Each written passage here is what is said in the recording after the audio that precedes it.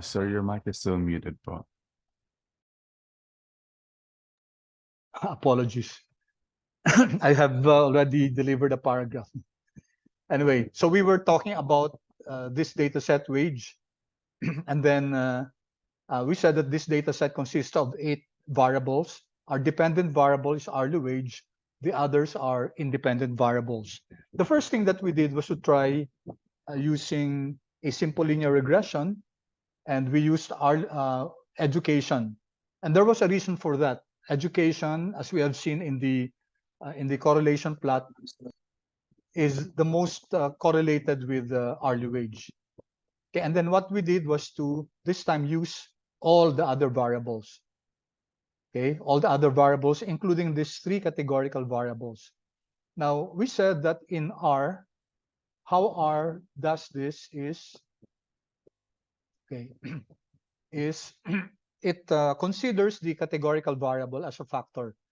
And I told you that before you had to convert the categorical variable into a factor, because otherwise the regression model will not run. But nowadays, I think R changed their syntax a bit, okay, base R, and then you can now regress. You can now regress your dependent variable on categorical variables, because automatically R will transform it into a factor. Be that as it may, the way to convert a categorical into a factor is this way. So in this case, race, gender, and civil status are categorical variables. So if you want to convert it into factors, use this as that factor. Okay, so this is just the code in R, the function in R. Okay, and then when we get the structure of wage, if you haven't converted it, the structure wage function would have yielded to us that these 3 variables are character variables. Once we convert it into factor, and then we get the structure of wage, it would have returned that these 3 variables are factors. Okay, so this is what I was mentioning to you about last time, a while ago, that the use of hourly wage, okay, as your loan predictor, if you were just working on a simple linear regression, hourly wage seemed to be most highly correlated with education.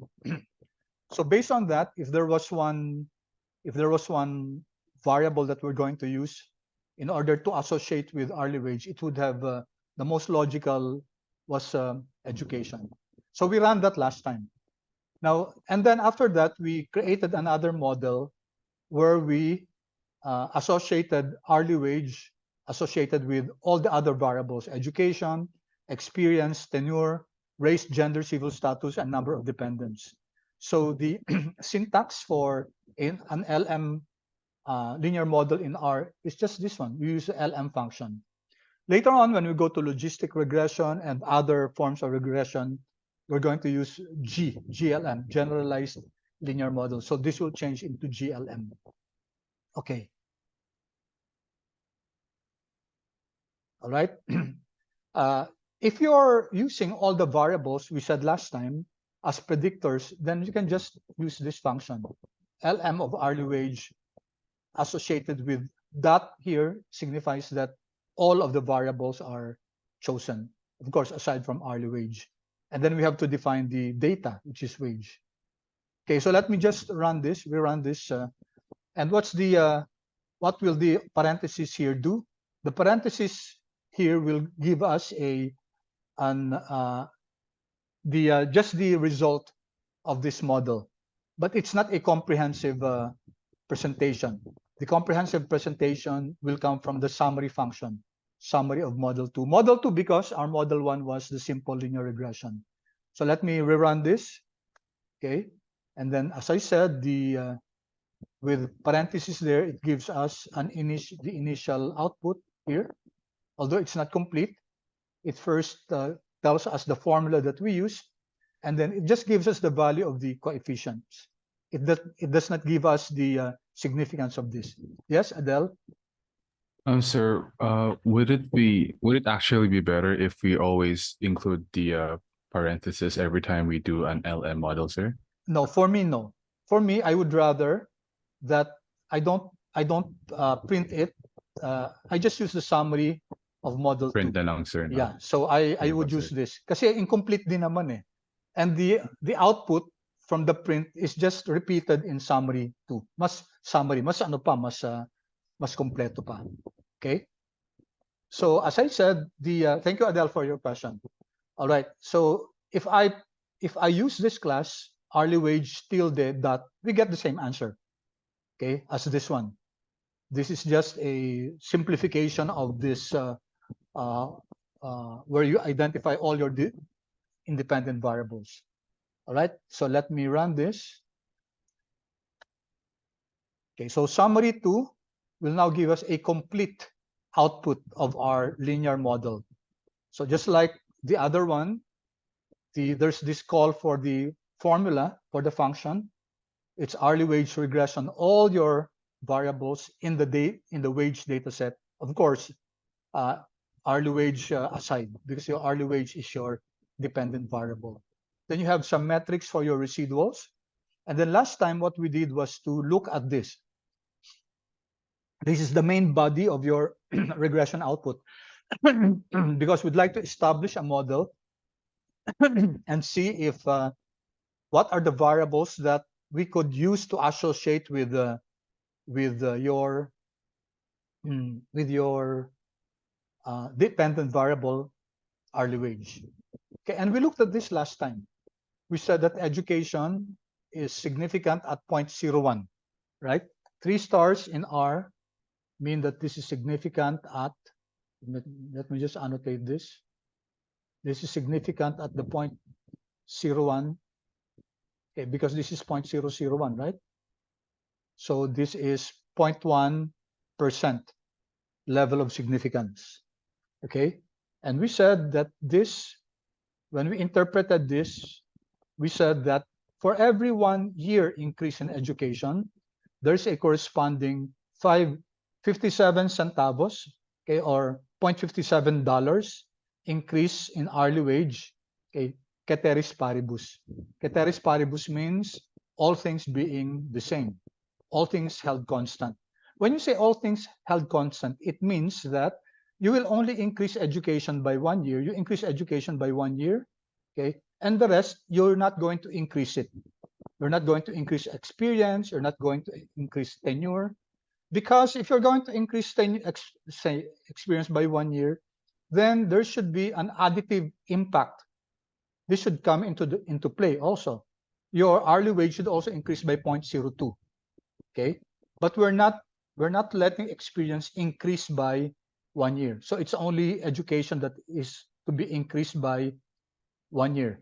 So this is interpreted as the marginal effect for a 1 unit increase in this variable, okay, on your dependent variable, and it's significant. Okay, next is experience. It's significant at, this means that this is significant at 10%. How do we know? That's the should I say, no, nomenclature of R as far as the asterisk is concerned. So di ba ito class yung dot na to, no? This one. So significant at 0.1, or that's 10%. Okay, if we're going to be very strict with the level of significance, 5%, no? Then this should be rejected. This should not form part of our model. Okay, then tenure. Okay, we also see that this is significant at 0.1%. So the meaning of this is for every 1 year increase in tenure, there's a corresponding $0.13831 increase in hourly wage, ceteris paribus. Okay, now comes these 3 variables. These 3 variables, okay, although white is not significant, let's just interpret this. Let's just assume that this is significant. We said that race white, okay, how does R treat a factor or a categorical variable? R will always convert this categorical variable into a factor. Okay, and a factor class is used as a classifier. For example, yung race natin, di ba? race consists of two levels, either white or non-white. Okay, so how does this enter the regression picture? Kasi these are categorical variables, di ba? So how will now this mathematically have an impact on hourly wage? So what's done is that this is converted into a binary variable. Binary class kasi dadalawa lang siya, no? Okay. Well, actually binary pa rin kahit ilang levels, and I'll show you why. So what's done is that these two levels is converted into just one level. Okay. To dumbify a variable means you reduce your number of levels into k minus 1. K being the number of levels. So if there are two levels here, white and non-white, the dummy variable will only be 1. It's 2 minus 1. Okay, so how does R do this? So it alphabetizes this, kunyari itong non-white, no? Since this will appear, alphabetically, this will appear first, siya yung magiging reference variable. Anong ibig sabihin ng reference variable? Siya yung magiging 1. And then the rest will be 0. Okay, so gagawin niyang binary. So idadamify natin. So let me access yung wage. Hindi ma-access kasi nakaano tayo, no? Okay, suppose if you take a look at the data set, ang mauuna dun, mga white no? White, tapos white, ilang white yan? Suppose ito 9 white, no? How will this now be converted into a dummy variable? So lahat ng mga white gagawin niyang 0. 0, 0. Lahat ng mga non-white will be 1. Okay? So that's how the process is done. And then, so technically, these are already numerical variables in a sense, although integer lang siya, 0 or 1. No? Pero pwede na siyang magamit for regression. It can now enter the picture of the regression equation. So generally, class, if there are, let's say, our example last time was the year level, di ba? So kunyari sa year level, meron tayong frosh, meron tayong sophomore, meron tayong junior, meron tayong senior, meron tayong graduating, ba? 5 levels, 1, 2, 3, 4, 5. So how many dummy variables will be introduced here? Class, how many dummy variables? Quick answer. Class? 4, sir. 4, correct. Thank you. 4 dummy variables. Kasi ilang levels? 5. Bawasan natin ng isa. So 4 dummy variables. Now, is it possible that we just choose the 5? Pwede, no? Pwedeng gawing 5. Kaso nga lang, okay. Ulitin ko kasi I keep on saying that it should be k minus 1, no? It should be k minus 1. So dito, 5 levels minus 1, it should be 4. But in what instance can I introduce, okay, 5 dummy variables? What do you think, class? Can it be done? Yes, pwede. Pwede. Pwede natin gawing 5 dummy variables. Pero class, anong gagawin natin? Any Sir, idea? hindi po ba magkakaroon ng dummy variable trap? Yes, magkakaroon ng dummy variable trap unless may gagawin tayo. Unless may remedy tayong gagawin. You're correct. Very good, no? Very good. If we do that without doing any intervention, then magkakaproblema sa model natin. There will be what we call a DV trap, dummy variable trap, no? Magkakaroon tayo ng multicollinearity dito, no? Perfect collinearity intact. So, how do we make it in such a way that all your levels are present? Ibig sabihin ito magiging white at saka non-white papasok dito sa model natin. Tapos may mga individual intercepts na sila. Ito kasi, marginal intercept to eh. Diba? Sabi natin that this raised white means that yung white na to should be interpreted in the light of the benchmark, the reference variable, the reference level, which is non-white. So sabi natin last time that this is interpreted that on the average, white people tend to have $0.10996 more Bakit more? Kasi positive to. Kung naging negative sana to, less, no? More in terms of hourly wage compared to their non-white counterparts, ceteris paribus. Yun ang ibig sabihin nun. Pero class, paano natin, what's the remedy for us to have here yung ano natin, yung white, non-white, okay? Na existing dito sa intercept natin. At existing dito sa coefficients natin. That can be done, class, by making sure that we do not generate the intercept. Pwede yun, no? Pwede. So wag natin papasama yung intercept. If we do not include intercept, pwedeng mangyari yun. Okay, and then I'll tell you how to, actually yung sa model natin, kunyari LM, then hourly wage, regression, magma-1 ka lang dito sa equation natin. Pag mag-1 ka dyan, ibig sabihin nun, wag isasama yung intercept. Okay? Alright, but let's do that, medyo nauna na ako sa, sa pag-explain ko, so, ngayon, ang gawin muna natin, wag muna natin tatanggalin yung intercept. Isama lang natin siya.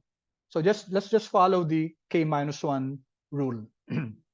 Okay? So here, there will be 4 dummy variables. Will that capture everything? Yes.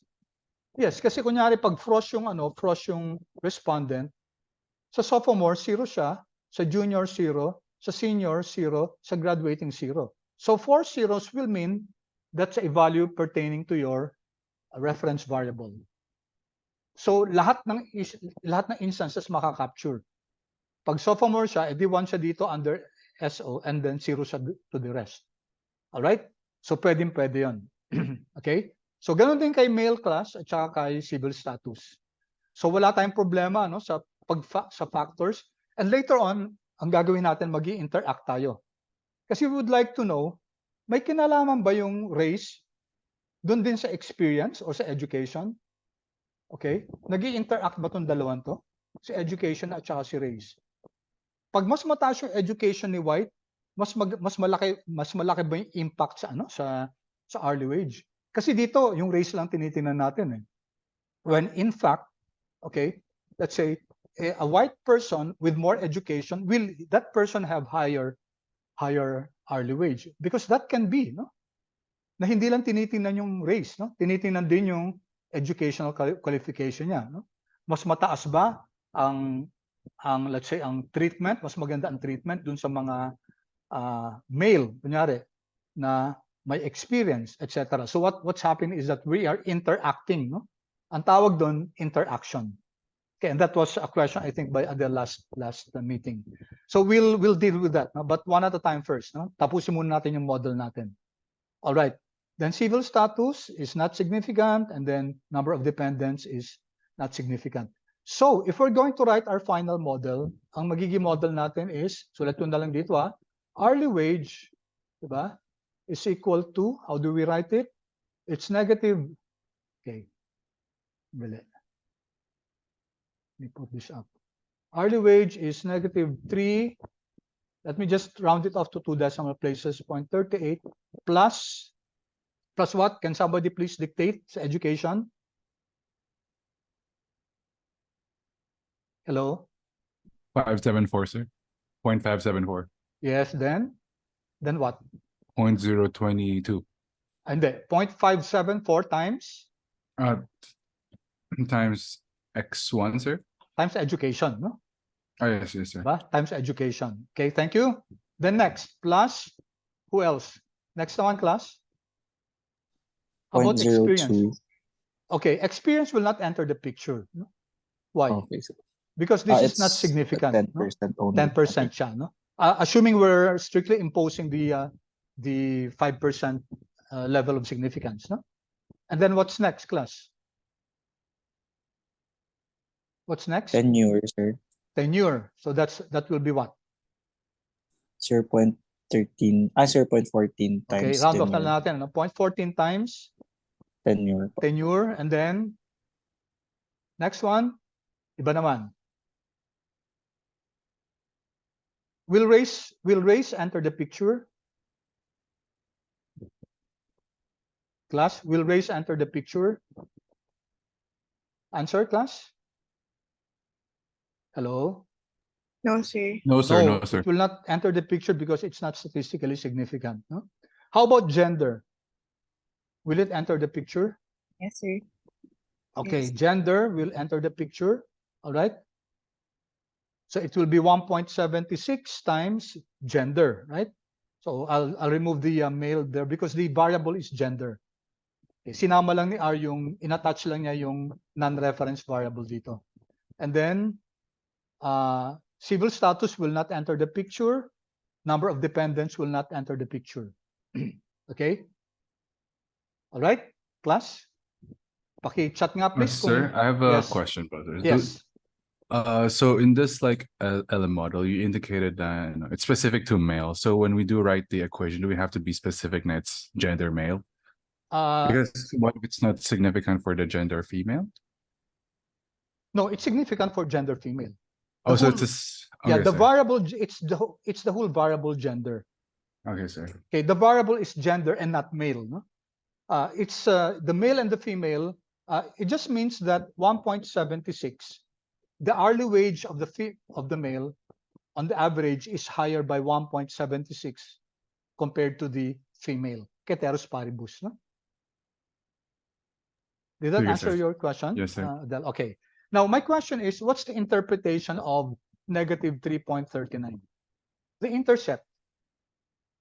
How do we interpret the intercept?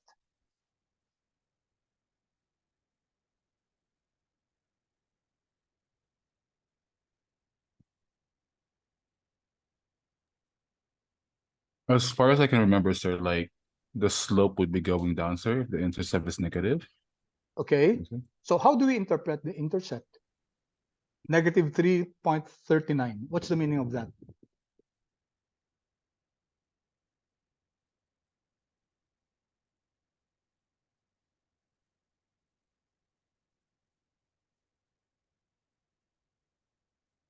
Okay. Anyone? Okay, so let me answer this no in the interest of time kasi ang bilis ng oras natin eh. So the intercept negative 3.39, although class it does not have any practical, physical or economic meaning kasi wala naman talagang hourly wage na negative, di ba? Okay, but still for the purposes of modeling, we include that. So negative 3 point, wait, may nag-chat dito. Okay, it passes through the y-axis. Yeah, thank you, John. John, yes, the intercept is that point where it passes the y-axis. Okay, so if we plot that, let's say this is our, okay, and this is our regression line, no? Ito yung ano, sorry, anong nangyari? Wala. Nag-slip siya. Okay, let me just clear the drawing. Sorry. Sir, di po pag negative yung intercept, it passes the x-axis, the horizontal axis. The y-axis. Y-intercept siya. Pero So, sir, since negative siya, it sa baba magka-cross siya. siya Sa baba. horizontal. Apa. Yeah. Okay, so let me draw that. So ito, nawala na yung mga sulat natin. So ito yung class, no? If this was your regression line, ito yung dependent variable natin, ito yung model natin, no? Yung forecast value natin. So this is your negative 3.39 something. All right, so let me explain what that means, class. Kasi dapat naintindihan natin yan, kung ano ibig sabihin yan. Okay, let me close this. So the negative 3.39 is, that is the hourly wage of whom? Hourly wage yan, class. Ito, all of this impact your hourly wage, di ba? Lahat ng mga yan. All of this impact your hourly wage. Diba? By definition, the intercept is the value of your dependent variable when all your independent variables are all equal to 0. So that's the meaning of that. No?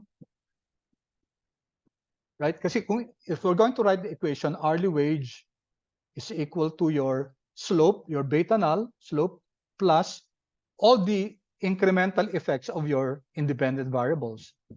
Okay, but since all your the incremental effect of your independent variables will be considered as 0, what will happen here is that matitira na lang intercept, right?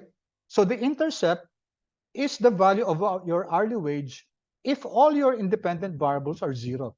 So that means this is the hourly wage for a person who does not have education, 0 years of education, 0 years of experience, 0 years of tenure, okay, 0 years of number of dependents, who is non-white, who is female, and who is married. Okay? That's the meaning of that class. Bakit naging non-white class? Kasi pag na-0 to class, ano ibig sabihin nun? If this is 0, ano ibig sabihin nun? Zeroing this class means that you are referring to your non-white. Diba? Kasi, di ba sa ano natin, sa factor, ano si white? 0, di ba? Ano si non-white? Non-white is 1. Right? So, itong white na to class, if we zero this out, okay, this refers to your reference variable, no? Yung non-white, ito naman yung female, ito yung married. Okay? So let me repeat, no? The intercept, which is negative 3.39, is the average value of your dependent variable, which is your hourly wage, if education is 0, for a person who does not have education, who has 0 years of experience, who has 0 years of tenure, who has 0 number of dependents, who is non-white, who is female, and who is married. Okay, yun ang ibig sabihin ng intercept. Okay, I don't know if you're meeting this for the first time, but that's what that means, no? So that's how you interpret the intercept. Kung may kung wala lang mga factors, madali lang, di ba? Kasi i-zero out mo lang 'yan, no? Pero pag may factor class, diyan ay medyo titingnan mo kasi ito yung white natin, hindi reference variable 'yan, no? So you will interpret this now as zero out mo to, no? So wala 'yan. So wala yung marginal effect ni white, marginal advantage ni white on non-white. So 0 'yon, di ba? So that refers now to your non-white. All right? So for the last time class, ano yung intercept? The intercept is the average value of your dependent variable, in this case hourly wage, when education, experience, tenure, number of dependents, which are all your quantitative independent variables, when they're all 0, and when what? For a person who is non-white, okay, female, and married. Okay. Pause muna ako, class. Paki-chat naman kung clear yun.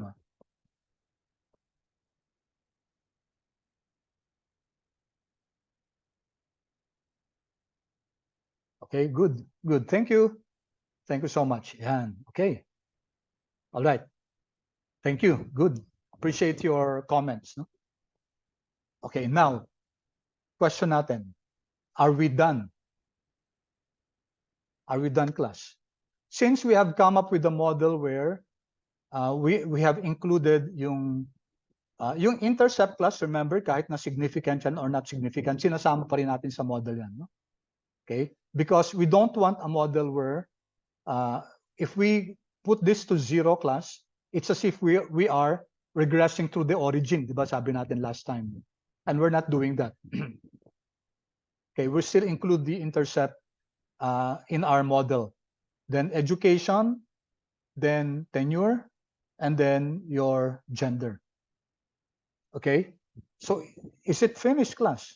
Should we now end? Should we now consider that as your final model? The answer is, class, it depends, no? But there are ways to go about this. And today today we're going to talk about what we call stepwise regression. Okay, but before we do that, I'd like us to look at this. No? Di pa natin tinitingnan to no? So here, residual standard error, we'll discuss this in greater detail, 2.95. Okay, so let me just put here, by the way, no, there is this very excellent package called JTools. Okay, JTools, copy ko to If you haven't installed that, kindly install it. Okay, but remember, even if you're not installing it, and then if you use this JTools, then the namesake and then the double colon, it will still run. Okay, I'll put here below para ma-compare lang natin yung Control-Alt-I. Wala. Control-Alt-I, and then let me copy that. There's this function sum model 2. It presents to us the output in a good publication ready form. No? Tingnan natin to Run natin. And take a look at the output, di ba?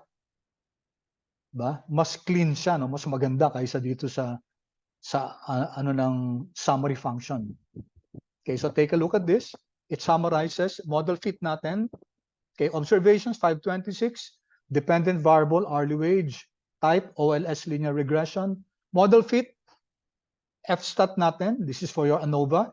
7, degree of freedom 1 and 518 degree of freedom 2. FStat is 43.54, which later on we're going to make sure that we know how to compute this in R.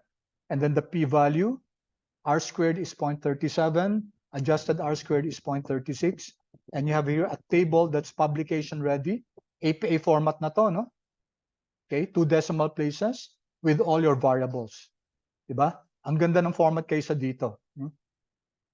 Okay, ang disadvantage lang nito, hindi siya naglalagay ng asterisk, pero nakalagay naman yung P. No? So hindi niya linalagay ang level of significance dito. Okay, and this one is 5 decimal places. Okay, tapos dito, lahat ng andi dito class, okay, it's already here. Andito na yung R squared at saka adjusted R squared. Okay, let's first compare this. Okay, I'm going to Control-Alt-I. Ikunin natin class yung ano, no? Sum ni mod 1. Okay, so similar format, Control-Enter. Ay, sorry. Mali ba? Hindi ko pa rin kasi si ano let me just copy the namesake again. Hindi ko yata library si JTools. Okay, kaya hindi niya makita. Pero note na, hindi niya makita si sum. Pero pag in-attach ko yung JTools, kahit na hindi ko siya require, okay, magra-run siya. Okay. Alright, so this is your model 1, di ba? Isa lang yung ano natin, predictor. Okay. So if we take a look at this, ano yung advantage ni model 2? We have here the adjusted R squared. So what's the meaning of the R squared class? Anyone? What's the meaning of R squared? What does it explain? What does it mean?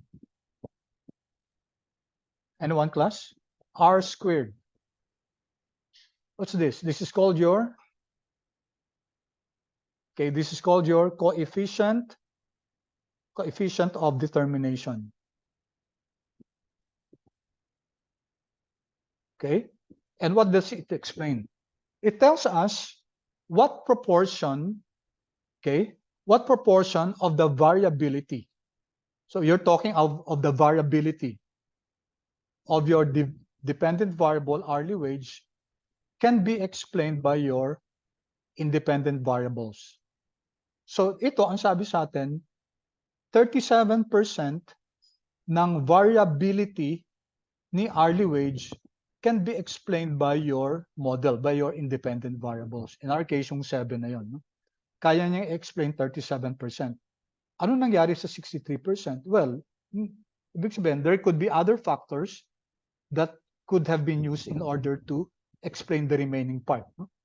So, ibig sabihin nito, 37% lang yung kaya ng model natin. Now, there's this other thing called adjusted R squared. I'll explain this as we go along. Now, for multiple linear regression, we prefer to use this. Okay? Itong adjusted R squared, which is oftentimes written as R squared, and then may line dito. No? Yan. So that's a difference between R squared and adjusted R squared. And this is 37%, 36%.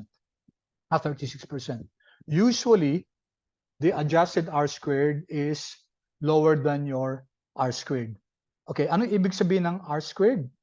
Ibig sabihin niyan, 37% ng variation ni hourly wage kayang i-explain ni independent variable. Okay, take note that as you increase the independent variables, kunyari, dagdag pa tayo ng dagdag ng independent variables para ma-explain natin si dependent variable. What will happen is automatically your R squared will go up. Okay, it will continue going up every time you add an independent variable. Okay, so kunyari, maglagay tayo ng 100 independent variables. So definitely, class, yung 100 independent variables yan, mas mataas yung R squared niyan compared to one having only 30 independent variables. Mas malaki, class, yung R squared nito, ng 100 as compared to R squared ng 30. Okay, but we'll have a problem here. Practically, class, it's not good always to have a big model. Kasi this is very unwieldy. Imagine 100 independent variables. And also, ang concept ng parsimony. The concept of parsimony. What's parsimony? Yung sa Tagalog to, yung kuripot tayo. No? Ibig sabihin ito, kung kaya mong i-explain si dependent variable using just 5 independent variables, so why will you spend time, class? Why will you waste resources and time and money to model dependent variable using 100 variables? It doesn't make sense. Kasi in practice, class, pag gagawa tayong model, kukunin natin yung mga data na yan, di ba? Lalo na kung primary research yan, primary data, right? So imagine 100 variables yung tinitingnan natin. We're going there in the field trying to get this information. It doesn't make sense. So higher R squared does not mean a better model. Okay? Take note, I said higher R squared. Now, itong adjusted R squared, okay, if you keep on adding independent variables, class, it will penalize you for having added more independent variables. Kasi possible, class, na by adding more independent variables, you're not anymore contributing marginally to the explanation, to the explaining the variability of your dependent variable. Okay, so that's why oftentimes if you keep on increasing your predictors, your independent variables, so tataas si R squared pero si adjusted R squared will go down. Okay, so we always for multiple linear regression, syempre, ang tinitingnan natin yung adjusted R squared as compared to your R squared. Okay, I think you will also risk, yeah, correct, no? Sabi ni Adele, paki-share mo yung comment mo dun sa to everyone. You're correct.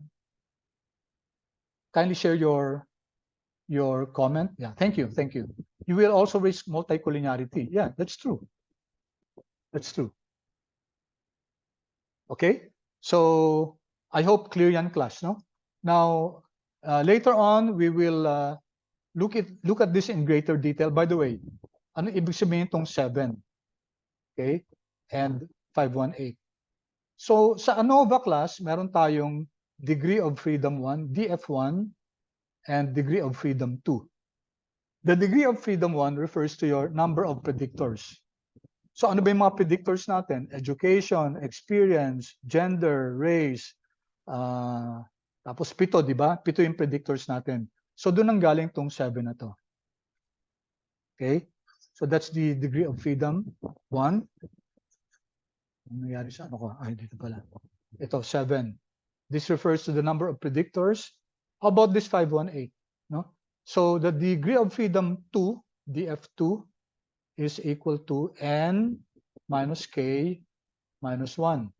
where n is the number of observations, k is the number of predictors or your df1, and then -1. So since your n, our number of observations, is 526, minus k, which is our predictor, which is 7, and then -1. So 526 minus 7 minus 1 gives us 518. That's your degree of freedom 2. Now, bakit tayo nagbabawas ng 1? Okay? Ito understandable, number of observations. Ito understandable, yung number of predictors natin. -1 class because we lose a degree of freedom because we're adding the intercept also into our prediction. Okay, so this accounts for the intercept na iprepredict pa rin. So you lose a degree of freedom by including the intercept also as a quasi-predictor. Okay. Okay lang ba, class, yung pace ko so far? Hello, class? Yes, sir. Okay, Yes, thank you. sir. Okay, good. So clear ko yung drawing, ha? Okay. I hope the others will also respond, class. Baka hindi, yung iba hindi ako naiintindihan tapos nahihiya kayo. Please don't be ashamed. No? I'm very much happy to repeat any concept that escapes your understanding. All right, so tingnan natin to, class. Ito naman yung simple regression natin. Di ba, isa lang yung predictor natin sa education. Okay, so here you have 526 observations. Model fit natin, degree of freedom 1 is 1 kasi isa lang naman yung predictor natin, education. Degree of freedom 2, n minus k minus 1. So that's 526 minus 1 minus 1, that's 524. And then your f value is 103.36. Your p value is 0. We'll discuss later on kung ano ibig sabihin nitong f stat na to, no? So this is what we call your overall goodness of fit. So yes, i-discuss ko na habang andito tayo. No? And let me go back there. Here, balikan ko to. This class is your ANOVA. And pwede natin i-generate yung ANOVA later on. No? Kasi ito yung individual t-test to eh. No? We have your t-values here. This is called your individual test for our coefficients or individual t-test. Tinitingnan natin yung significance ng bawat variable. Okay, iba naman yung ANOVA class, no? Analysis of variance, which I know you discussed in your previous statistics. So let me just quickly discuss ano ba ibig sabihin nitong bakit meron tayong p-value dito, diba? What does this mean? Okay, this is an inference, no? May inference tayong gagawin dito. So ito, class, meron tayong hypothesis dito. Ang hypothesis natin dito is that B1, which refers to education, is equal to B2, is equal to that is equal to B7, is equal to 0. So joint inferential test, no? Ibig sabihin lahat ng mga predictors natin, yung coefficients nila are all equal to 0. Okay, ang null hypothesis, ang alternative natin, at least one, which is, let's call it B sub I, is not equal to 0. So either B1, B2, B3, or B7 is not equal to 0. That's our alternative hypothesis. Okay, so P value is 0.00. Okay, so most probably 3 stars to, no? Or we can only guess 3 stars to.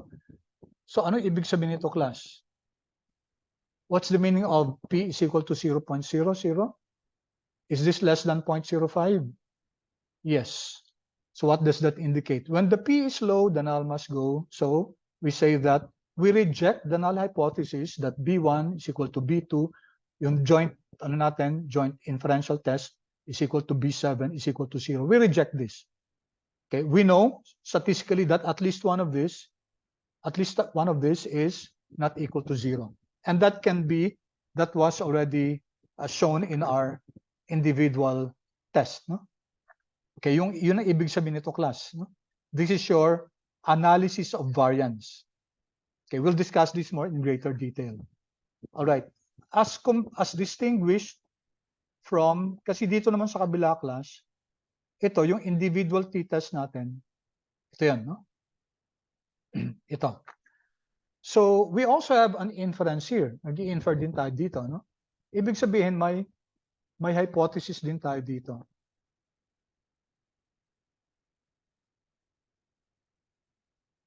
Okay, saan na yung ano ko? Wala, nawala yung ano ko. Oo, did I close my ano?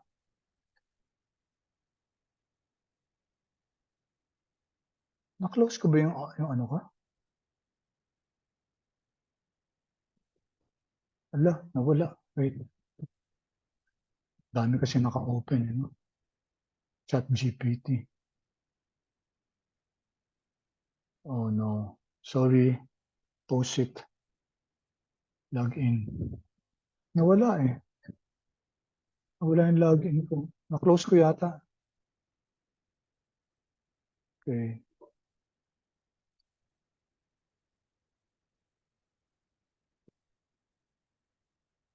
Buti, open pa siya. Workspace. Nasa FINTSAR K32. Okay, so yung analysis of variance class, joint test yan, ano? Joint test. B1 is equal to B2 is equal to etc. B7. Okay? While on the other hand, itong individual t-test natin, may separate na hypothesis bawat isa sa kanila. So for example, itong education, B1. Ang hypothesis natin dyan, our null hypothesis there is that here, null hypothesis natin for education, B1 is equal to 0. Okay, of course, our null hypothesis B1 is not equal to 0. So our conclusion is, okay, the p-value is less than 0.05. So this is statistically significant. So we reject the null hypothesis that your education coefficient is equal to 0. There's strong statistical reason to believe that the value of your education coefficient is a value other than 0. In fact, we have the average here, 0.57. Okay? All right, ganun din dito, no? So yung B2, B3, B4, B5, B6, B7, they have their own statistical test. Okay. Clear so far, class? Chat, please, chat. Clear so far? Appreciate your feedback. Okay, thank you. How about the others, please? Okay, good. All right, thank you. Okay, now if we compare the adjusted R squared between model 1 and model 2, yung model 2 yung pito na yung variables natin, no? Ang model 2 natin, ang adjusted R squared natin, 36%. Ang model 1 natin, ang adjusted R squared is only 16%. So if we just base it on that, we can definitely say that model 2 is a lot better kasi mas na-explain niya yung ano, yung behavior, yung variability ng hourly wage natin. Okay? But we usually don't just base it on the adjusted R squared.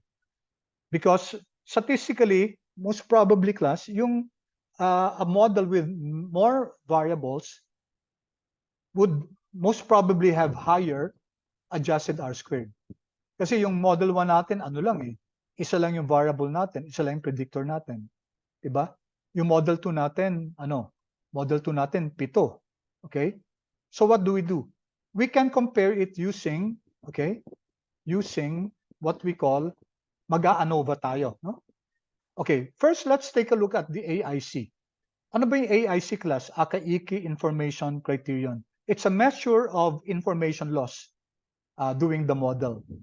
There's an equation for this, but we will not go into the nitty-gritty details of computing for the AIC. Suffice it to say, class, that AIC is used in comparing models, and the lower the value of the AIC, the better. So tingnan natin to, class. I-run natin to. So here, let's compare model 1. This is your simple linear regression, and model 2, multiple linear regression. Let's compare AIC. Also itong Bayesian information criterion. Pareho lang siya. May konting difference lang sa pag-compute. The decision rule is also the same. The lower the BIC, the better. Okay, sorry, BIC to, not BID. Okay. Do you have this already, class?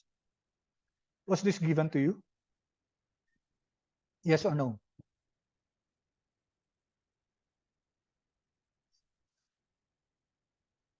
Class? No ata, No. sir. Okay. Sige, sige. For this time, for this one, I'll just share it with you, no, para in the interest of time, chat ko na lang.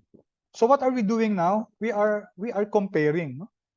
We are comparing based on AIC or BIC, which is the better model, Model 1 or Model 2. Okay, and sabi nga natin, class, kung if we can really model a variable, we can predict it, we can explain it using less variables, okay, mas maganda yon, no? Mas maganda yon. But let's run this and let's see what AIC and BIC tells us. So this is your AIC for Model 1. Okay, this is your BIC for Model 1. 2640 is your AIC for Model 2. And 2640 is way below 2777. So what does this tell us? Model 2 is really better than Model 1 based on AIC and also based on BIC. Okay? So no question about that. In terms of adjusted R squared, mas maganda si Model 2. Mas malaki yung explanatory power niya, no? 36% versus 16% lang yata si Model 1. Also in terms of AIC, BIC, mas maganda pa rin si Model 2. Okay? And last class, let's do a statistical analysis. There are different types of ANOVA. Meron tayong tinatawag na ANOVA, no? This is ANOVA for, in this sense, we're comparing yung Model 1 natin and Model 2. Take note, Model 1 is your simple linear regression. Model 2 is your multiple linear regression. 7 predictors versus 1 predictor. Now, the null hypothesis in this statistical test, is that the restricted model is better. Ano yung restricted model? The restricted model is the model with less variables. So bala ang tinetest natin dito, does adding more variable to explain hourly wage make sense? Does it statistically make sense? Okay, that's why our null hypothesis here is restricted model natin, yung isa lang yung predictor natin si education. Mas maganda siya kaysa yung mas maraming predictors. So if the p-value here is less than 0.05, then we will reject this. We're going to say that yung restricted model natin, we reject this, that the restricted model, yung Model 1 natin, yung education lang yung predictor, is better. We are rejecting that. Mas maganda yung Model 2. Okay? So this is the function ANOVA. So let's run this. Okay, and just be careful with this one. No? Okay, yung Model 1 dito, class, nagkataon na ang Model 1 natin, hourly wage regression education. Model 2, hourly wage regressed on all the variables. Okay, and then here, you have your p-value.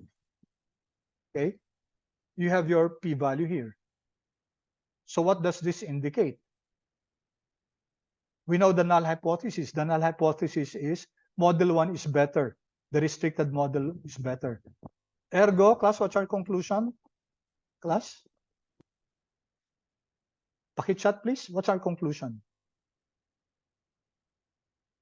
We what? You know the null hypothesis, diba? You know the p-value. So you should be able to infer. You should be able to come up with an inference. Mod 2 is better. Mod 2 is better, sir. Mod 2 is better. Then let's stick to the statistical way to discuss it or to phrase our statement. Ano sasabihin natin? So we reject the null hypothesis since the p-value is low. Okay. Yeah, that's it. We reject the null hypothesis that the restricted model or Model 1 is better. Okay? We reject that. There's strong statistical reason to believe that your augmented model, okay, your unrestricted model is better than your restricted model based on this p-value. Okay? So whether it's based on adjusted R squared, based on AIC, based on BIC, okay, and based on this ANOVA, analysis of variance, we were able to show that your Model 2, the one using the 7 variables, is better. Okay. All right, so model 2 is better. Now, does that mean that we stop already? No. Hindi, class. So pupunta ako dito, pupunta ako dito sa model natin. So we do what we call a stepwise regression. Okay, for now, natin to i-manualize natin, no? But later on, once we are done with this, we're going to automate this. So gagawa tayo ng tinatawag natin na stepwise regression. So dalawang klaseng stepwise regression. Actually, tatlo. So meron tayong backward at saka meron tayong forward. No? Saka meron tayong combination ng dalawa. But let's just focus on backward and forward. Sa backward stepwise regression, what we do is we include all the variables as predictors, and then one by one, tatanggalin natin yung mga insignificant variables until such time na we're left with nothing more to remove. Okay, so dito magtatanggal tayo. So, which means that we don't necessarily stop here. Hindi pa tapos yung model natin. Kasi hindi naman natin tatanggalin lahat. You know why hindi natin pwedeng tanggalin lahat? Kasi there are, okay, take note ito, ilan yung significant predictors natin? 1, 2, 3, no? Excluding your intercept. So you have education, you have tenure, you have gender. So these are the three significant predictors. Now let's see what will happen if we do stepwise regression. In our case, we're going to do backward stepwise. Kasi yung backward stepwise, class, you regress your dependent variable. Your dependent variable is regressed on all the predictors, and then one by one we eliminate. No? Backward elimination ang complete name nito. Yung forward naman, you start with a blank sheet, and then pipili tayo ng isa-isa, no? Na ano yung ipapasok natin sa model natin. Okay, so let's do stepwise regression, backward stepwise regression. So what will happen here is that we will have to identify ano yung living variable natin. May aalisin tayo na variable, and that living variable should be only one. One at a time lang to, class, no? Hindi sabay-sabay. So the living variable is one that has the lowest t value. Absolute value ng t. Lowest. Okay? So we take a look at this. Siyempre, ang lalabas ng class, yung mga insignificant lang. Hindi pwedeng pumasok yung mga significant kasi matataas yung t-value niyan. Okay? If you compare, for example, sa education, statistically significant, 11 yung t-value niya, no? T-stat niya. Itong class, itong race, 0.257 lang. Okay? So definitely, there's no way, class, na matatanggal dun sa, sa backward elimination, a significant variable. What will leave is definitely one of the insignificant. Okay, so let's take a look at our insignificant variables. You have your number of dependents, 1.345. Just take a look at the absolute value. Ito 1.556. Ito 0.257. Ito 1.789. Therefore, class, could you tell me please what's our living variable? Living aalis. Hindi yung buhay. What's our living variable, class? The race swipe. Yes, the race. Itong race, no? Yung race variable natin. So that will be our living variable. All right? Okay? So sige, punta na tayo sa next model natin. Let's call it model 3. Okay? So let's go now to the next one. Punta na tayo dito. Okay, model 3, no? Model 3. Living variable natin, ano yung lowest absolute t-value? It will be your race. Yung race variable natin. Okay? Lowest absolute, class, hindi natin tinitingnan yung negative. Okay. So how will our model 3 look like? LM, hourly wage regression, education, experience, tenure, gender, civil status, number of dependents. 6 na lang. Okay? Tinanggal na natin si race. Okay? 6 na lang siya, di ba? What is missing now? Race. Why did we leave race? We remove race because it has the lowest absolute t-value. Okay, same technique. So parang technically, race has the least capability to explain the variability of your dependent variable hourly wage. Okay, So we run this model 3, or you can write it this way. Model 3 is LM, hourly wage, associated with everything, pero minus raise. Yan. Pareho lang yung class. No? Okay, so I'm just showing you different ways to write this. Hourly wage regress on all your independent variables, but subtract yung raise. What I was telling you about kanina, if we're going to leave out yung intercept, i-minus 1 nyo yan. No? Ito yung sinasabi ko. Okay. In this case, pag nag-minus 1 kayo, class, ang mangyayari niyan, hindi na ifa-factor, hindi na idadamify yung mga natin. Okay, but let's just leave that as for now. All right? So ito yung model 3 natin, no? So let me run this. Okay, we'll have the same answer as the first one. Model 3. There. Okay, so take a look at this. Wala pa lalo. Andiyan na si model 3, no? So it's a list, di ba? Let's just be familiar, ha? Baka makalimutan nyo yung data structure natin. Okay, ito class, no? Model 3. Ayan yung mga coefficients natin. Andiyan yung mga residuals. You have effects, rank, okay? 7, ito yung degree of freedom 1. Ito yung predicted values. Okay? What's QR? Quartile yata ito, no? Let me see.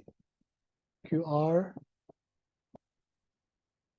pivot, rank. Okay, medyo nakalimutan ko ibig sabihin ito. I'll check this out, no? Yung ibig sabihin ng QR. All right, and other things here. So it's a list containing so many information about our model. Okay. All right. So yung mga nasa doon sa model 3 na to class, ito, no? You can find this here. So names, if you use names class, so it will give us all the elements of your model 3. Yung kaninang tinitingnan natin, di ba? Where's that? Ito, no? Andyan yung coefficients, weighted values, residuals. Okay, so for example, if I want to get the coefficients, let me just show you class, no? Model 3, okay, dollar. Ba? Oh, sorry. It should be small model 3. And then if I press dollar, okay, take a look at this. It will give us the elements, okay, that's found in your model 3. If I click coefficients here, run this, control enter, it will give me the value for the intercept, education, experience, tenure, etc. So marami tayong pwedeng kunin. If you want to extract particular items from your model, it can easily be done. Okay, and once again, class, summary natin. Summary model 3. And there we go again, class. So ito na naman yung model natin. So let's start here first. Go down. Sir, Okay. Yes. I did the same. Sorry. Sige, Adel. For some reason, meron pong gender female sa akin. Is that normal? Gender female. Yeah. Sa una, anong lumabas sa'yo? Education No, experience. sa first model mo, sa model 2. Model 2, sir? Oh, was it This for model 3, sir. Yeah, but for model 2, did gender male? Hindi pa. What Only appeared? gender male came out. Gender male. Wow, interesting. Sandali nga, stop share ako. Wait ha. New share, let me see. Okay, share mo nga, Adele, yung mo. Yung screen. Can you share your screen? I did my R on a different device, po. So Okay. So hindi yung papakita. No. I can send a screenshot. Sir. Oh, sige.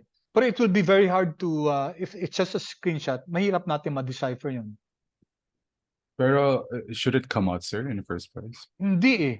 Yeah, that's why I got surprised. Kasi, di ba, okay, how did we generate model 3? I model removed the erase bar. Yeah, okay. So, sorry. It was coming from model 2, di ba? Model 2.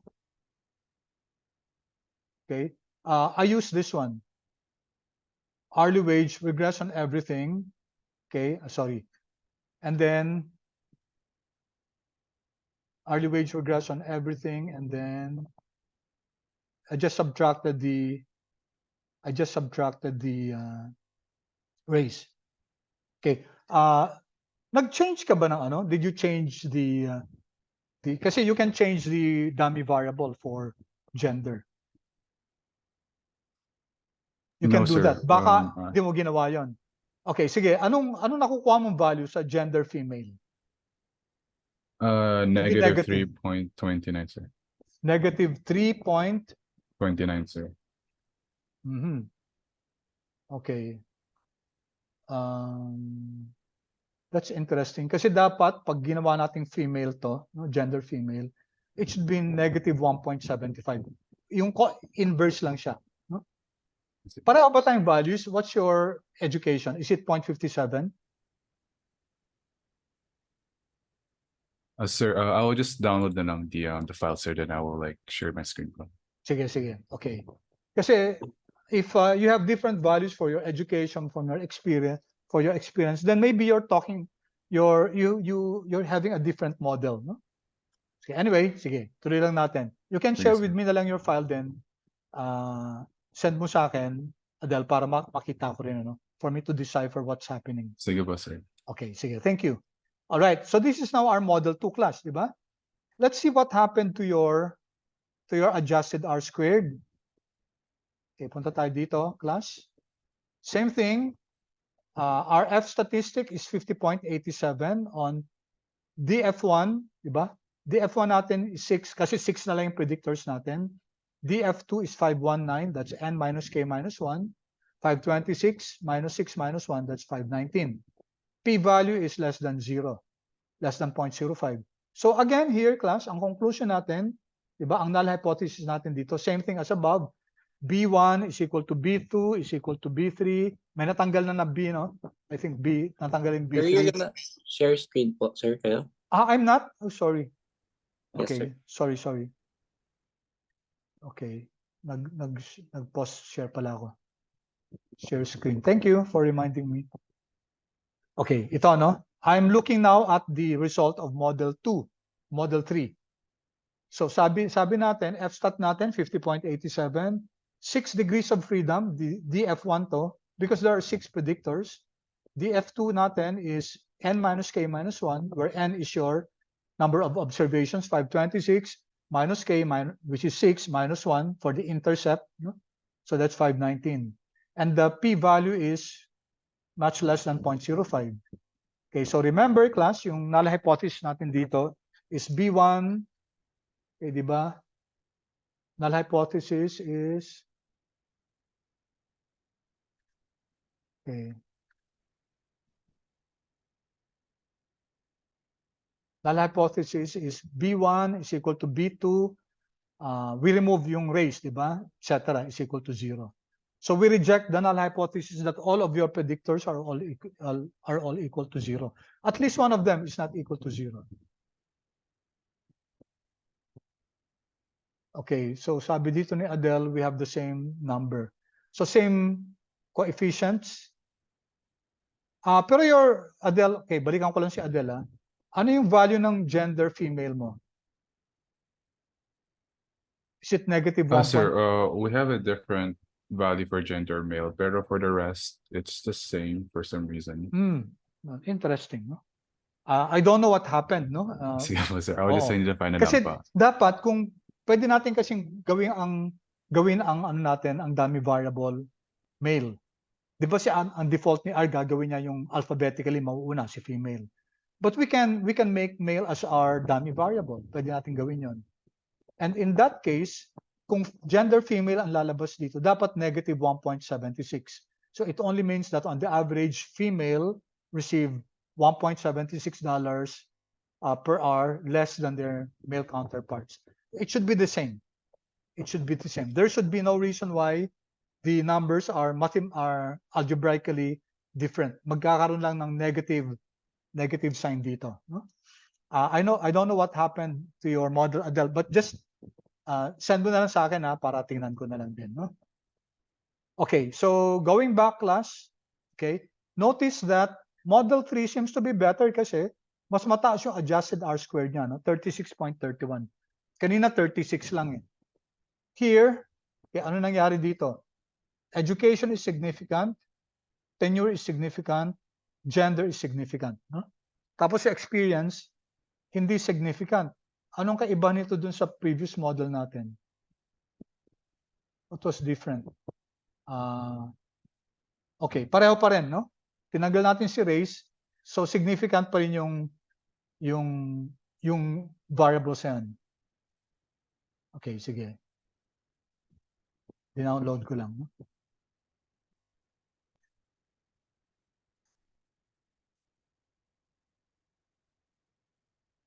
Okay, let me check this later, no, Adele? Okay, thank you. Okay, so what do we now have here, class? Okay, we can interpret this. We know how to interpret this coefficients. Okay, so in this case, male employees tend to receive on the average $1.76 more than their female counterparts, ceteris paribus. Dito si mga married employees tend to receive $0.46, or single employees tend to receive $0.46 less than their married counterparts. All right? So anong next step na gagawin natin? Tingnan natin, class, i-compare natin to kung how does this compare with our model 2. All right? So we go here. Let's compare. Let's just use AIC. Model 2 is the one with 7 predictors. Model 3 is the one with 3 predictors. Okay.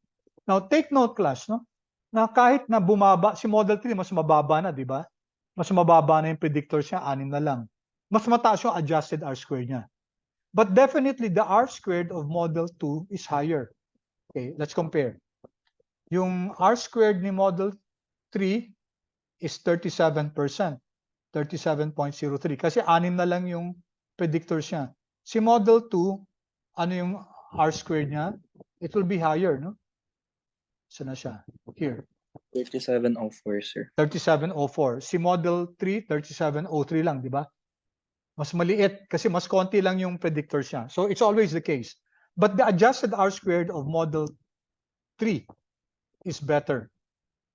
Okay. So punta tayo dito, class, sa AIC. Let's compare the AIC of both models. And we can see here that the AIC of Model 3 is better. 2638 Model 3, 2640 si Model 2. Kahit na mas konti lang yung predictors ni Model 3. Okay, so it tells us having more predictors does not mean, yeah, this is a question of Adele, the lower the AIC, the better. Correct. So the lower the AIC, mas maliit yung AIC ni Model 3, the better. Although, class, no, sometimes hindi lang lagi ginagamit si AIC. Okay, in some circumstances, AIC might be lower, but magko-conflict siya sa p-value. Okay, sometimes mas maliit si AIC, pero pinapasok niya isang hindi significant na predictor, which we'll see when we go to the OLSRR, no? So we will have to look at several things. All right, then let's take a look at ANOVA, no? Ito mas definitive to na way, no? Remember, our null hypothesis here is that the restricted model, which is Model 3, is better than the unrestricted model, Model 2. Bakit restricted model si Model 3? Kasi mas konti yung predictors niya. No? So always, the restricted model, which is the one with almost time na, class, ano? Let me just finish this. The one with less variables. I-run natin to, class. Okay, let's see. P-value, class. 0.79. So, anong conclusion natin?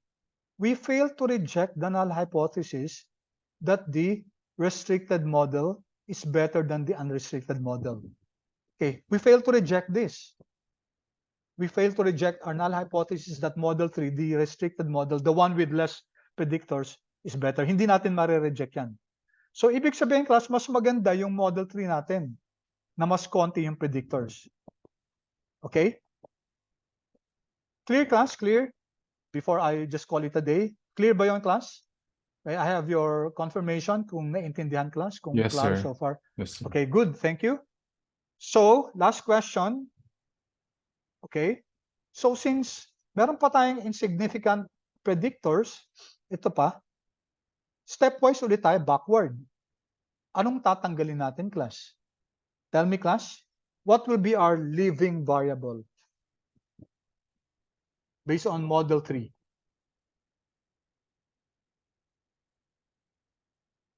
What is our leaving variable, class? Depth, sir. Num-depth, yes, correct. Bakit? Kasi si num-depth, class, it's the lowest t value, absolute value ng t. Okay? Not the negative, class. Tatanggalin yung negative. Look at the absolute value. Okay? So, as an exercise, class, it's time. I want you to continue. Ituloy nyo, class. So, magre-create na naman tayo ng model 4. No? So, ito. No? May tatanggalin tayo si num-depth. Okay? And then, i-compare natin si model 4 hanggang kay model 3. Okay? Tapos, titingnan na naman natin si... so, may model 4 na tayo, no? Then, we will compare model 3 and model 4. Okay? Mag-ANOVA na naman tayo. Minsan, magko-conflict si ANOVA at saka si AIC, pero model ANOVA natin will prevail, no? Alright? Until such time, class, na wala na tayong matatanggal. No? All predictors are significant. Then that will be our final model. Okay?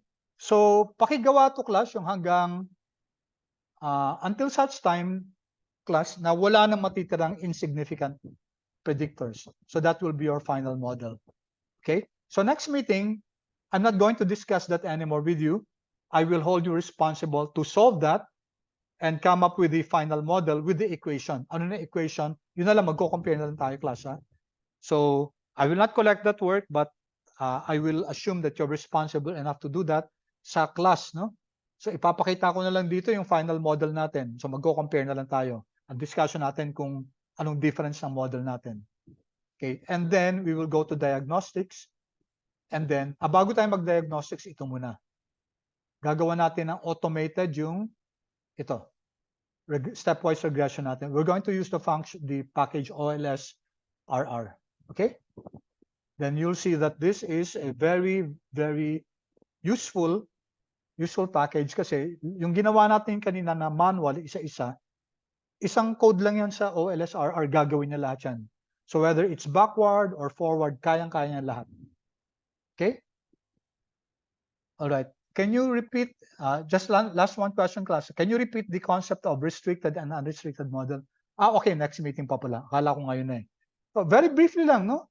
Ang restricted model is the one with the less number of predictors.